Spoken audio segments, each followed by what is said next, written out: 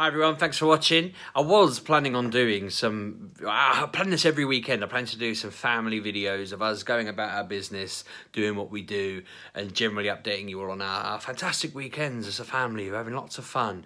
And we do fun things, but I've been kind of stuck. I mean, this weekend was maybe not that adventurous. I went out and got my car cleaned and did some Pokemoning with Ollie. We just played this Harry Potter Battle for Hogwarts board game, which was quite fun.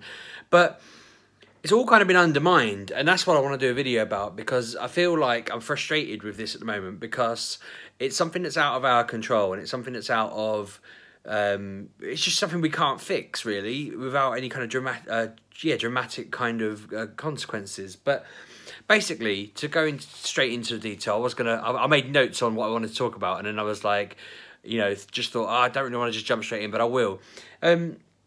I spoke to Claire about just ideas I'd had for videos. I had lots of different random ideas about things I could talk to her about, things I could film us doing as a family, things that we could be doing around and about. Not because I was thinking, oh, we could become the family vlog. That's what Kev's doing, and I don't really want to just look like I'm constantly just copying his ideas. In fact, we had a conversation about the fact that my kids are obsessed with those videos, and that's something that they watch all the time. And I did sort of joke to Claire that, God, I don't think I could do it. I don't think I could be as happy as they are on videos all the time.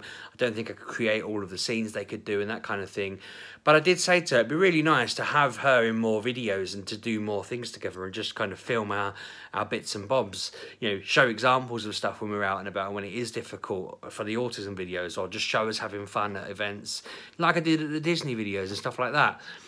But she's basically said to me that she can't be on them anymore. She can't do it. And the reason is basically, so I didn't believe, I just thought she was being cautious. I thought, she said, oh, I can't because of work.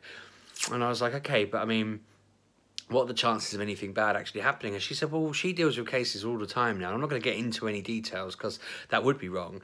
But she deals with some serious cases now.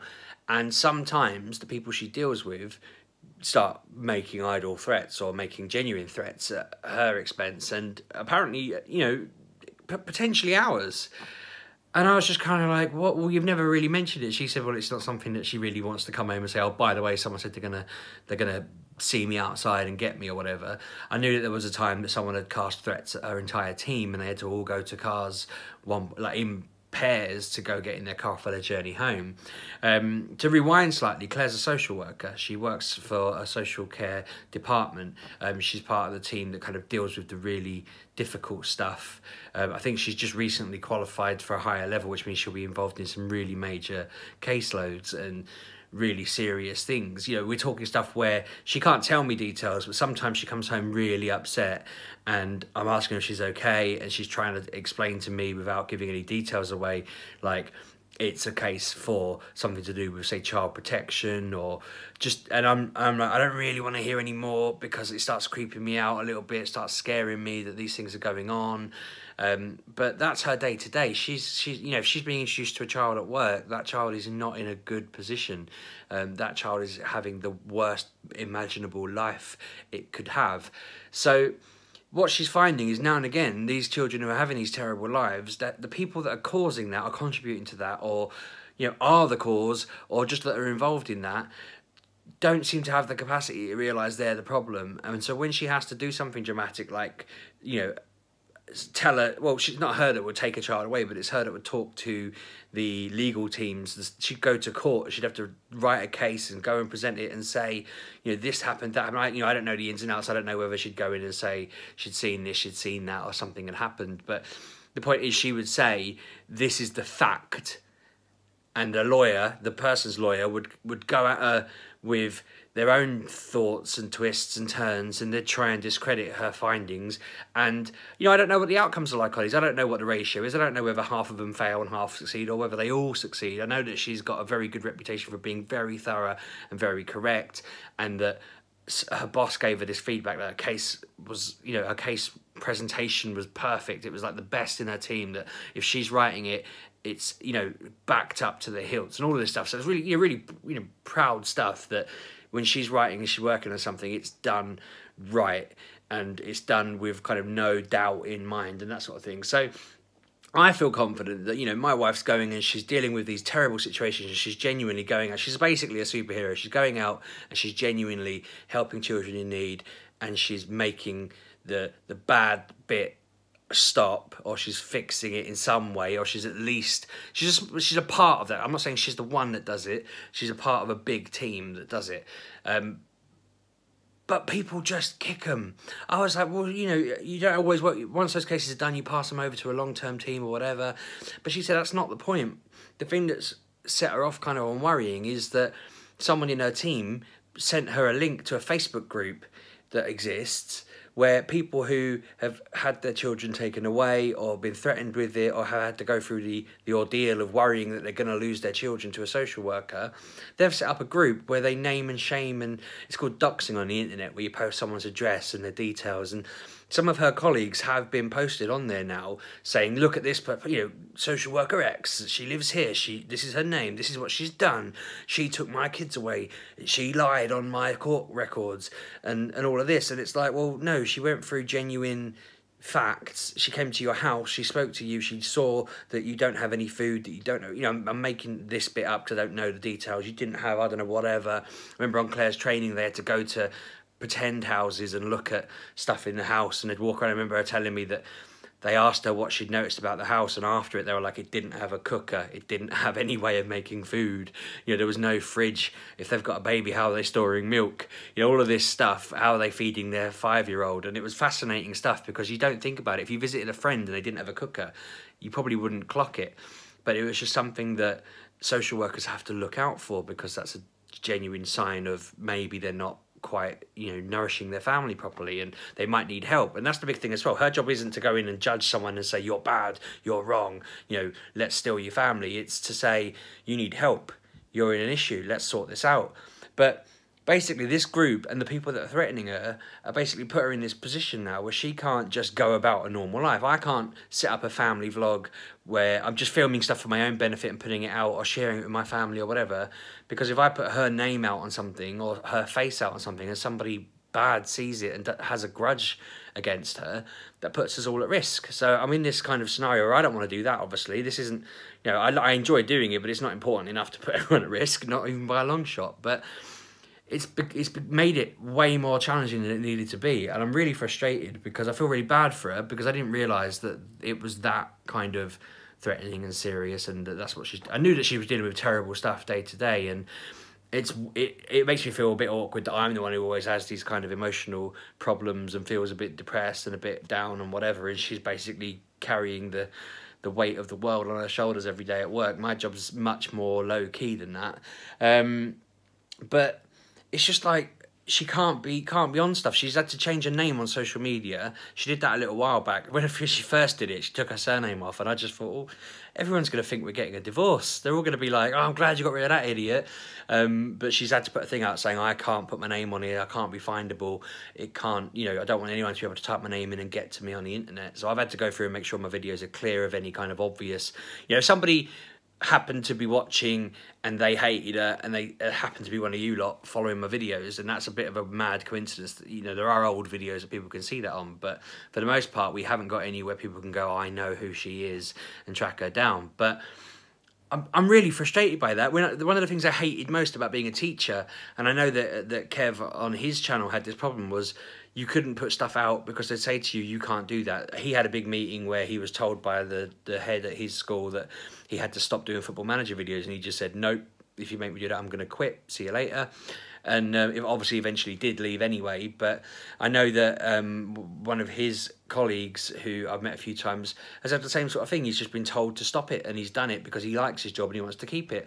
And I just think that's insane. As far as I'm concerned, like, I love my job, and I wouldn't want to do anything to hinder it, and I wouldn't ever say the name of the company or talk about work on a vlog.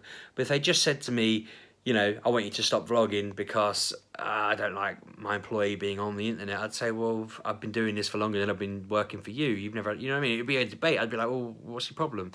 You know, I'm not interested in work and home smushing together that much that it starts affecting the way I live my life. And my first reaction was, well, why put yourself in this position? And I was like, that's the wrong answer. I was like, why do you want to do a job where that's the risk we have to live with? But then I'm like, well, why do we have to live in a goddamn world where you can't go to work, help people that need it, come home and know you're safe? Because there's these morons who, I mean, they're obviously morons. If they're doing enough damage to their children that she's having to get involved, then they're going to be happy to do damage to us. So it's just ridiculous, and it's a nightmare. And you think it's not what people should have to sign up for. There should be a way around that. There should be a way to help with this. There should be a way to sit these people down and say, they're basically like, no one has a hate for nurses or doctors. No one has a hate for firemen. No one should really hate police. I know police get a bad rep for certain things they do, and it's probably a similar scenario. They're basically like social police because they have to go and deal with social problems and issues. And it's not always kids being abused. Sometimes it's kids who just refuse to go to school because they're being bullied or because they're having issues, or sometimes it's drugs. Sometimes it's just things that are, bad for their lives or whatever. I know that some people I know have had to deal with social workers on a different level to what Claire does for just getting help with their, again, Kevin Anna with Andy needed to get help from the council, and that involved a social worker. And that's different. That's not, if they hated her for that, that'd be a bit bizarre. But, I get their scenario. I get that they're probably in absolute dire straits, and the last thing they need is someone telling them that they shouldn't have their children. But it's just really wound me up because I feel bad. I don't want my wife being put in harm's way. And then from a purely selfish point of view, and I don't mean this in like, oh, this is the thing everyone should worry about. It just means that we have to change the way we act. It means that something I've been doing now for, I don't even know how long, like 8 months, has to suddenly have this layer of consideration in the back of it. I can't, if she walked around in the background, or if I wanted to say that the Bass family did this or whatever, Bass family day out, I'd have to take that out. I'd have to think about what I'm naming stuff. I have to think about my thumbnails now. I have to be wary of anything that might indicate who we are in a search for her. And it's just not right. It's just not fair at all, really. It's not that kind of position that she should be in. So, I mean, from a vlog point of view, I don't know what to do on that. We're still going to do the autism diagnosis journey because I think that's useful. It helps me a lot. It helps us a lot. I feed back to her what you lot say. I, ask you questions, all those sorts of things, and it's all been, really helpful. I mean, as an example, the last 3 days of the week, every day was brilliant. He had fantastic feedback every day for the Wednesday, Thursday, Friday last week after a difficult start. And a lot of that was from talking to you guys about the one rule he needed to learn and listening to adults, drumming that into him, trying to make him understand, and just talking to the school about stuff and trying to get them on page with some ideas that you suggested. I went through a few with them and it's helped. So we are going to carry on with that when it's relevant.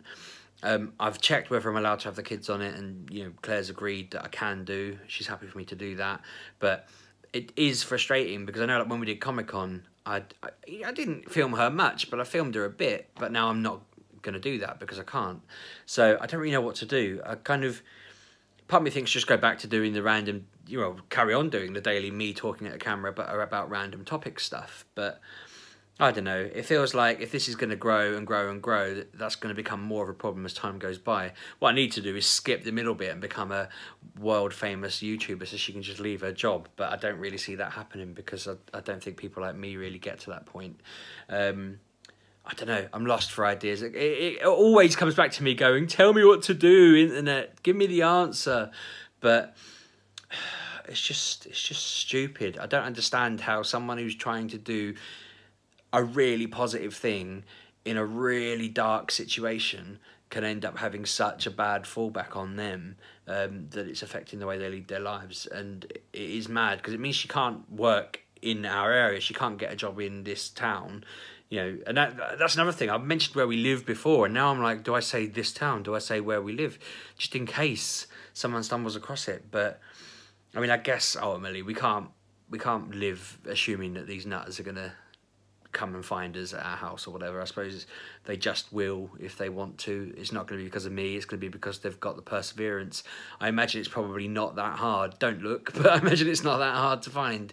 I imagine I could just follow her, which it haunts me to think about that. But I always ring her on our drive back anyway so that I can make sure she's all right and everything.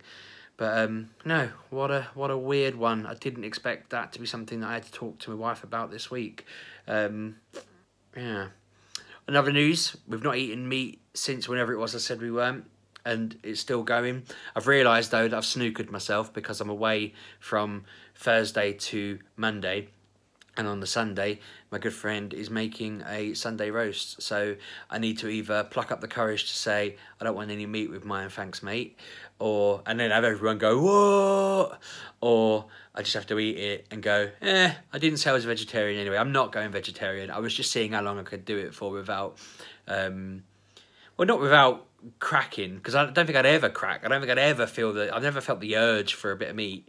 But I just wondered how long I could keep it going for, and it looks like Sunday's going to be the deadline because, frankly, I don't see it. I don't see me sitting in front of 6 good friends and letting them roast me for not eating meat. Maybe I have to maybe I'll just turn the cooker off and let the meat sabotage, and then be like, oh no, we'll just have to eat parsnips. Or just eat all that first and go, oh my God, I'm full, I didn't even get to eat it, who wants it? That seems like the right answer. Anyway, I'm going to wrap up there. Thanks for watching. Sorry it's a bit of a weird one. I feel like I've got very serious. And what started off as me telling stories about nonsense has turned into this really serious, draggy kind of vlog. I'll try and plan some better videos. Annoyingly, all the videos I'd planned were like, how well do I know Claire? Mine and Claire's views on whatever. Me and Claire talking about such... I have a long list of stuff I'd written out, and I'd got through all of the ones about other stuff and other people and me and whatever. And that's half of what triggered it as well, was me saying to Claire, let's talk about this. And her going, well, I can't be on the videos, can I? And then it all kind of come from there. So... I need to just write another 400 ideas up and then I'll be sorted. It'll be cracking. But thanks for watching. Keep watching. Subscribe, like, comment, all that. I'm still 5 away from 1,000. It's absolutely killing me at this point. I got up to 98 the other day and then it dropped down to 94.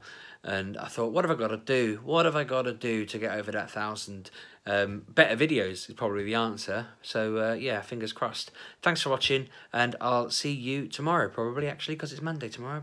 Damn. All right, cool. See you then.